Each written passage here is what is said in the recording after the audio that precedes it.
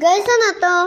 To, cappuccino, azzazino, ballerina, cappuccina, patapim, bikos, dibikos, bombardilo, crocodilo, lili, larala, blueberry na, octopusini, bumbini, guzini, baloli, loli, lavaka, saturnita, tripi, frigo, camelo, ufuferdelo, tralalelo, tralala, boneka, ambala.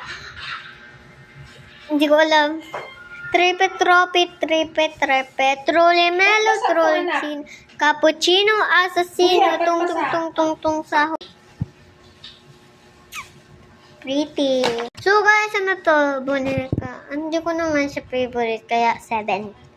Hindi ko yan alam guys. 10. Trepe. Cute naman siya, pero 9 siya. Trollcina, 8. Cappuccino Assassino? 5. Tung, sa horror, pangit.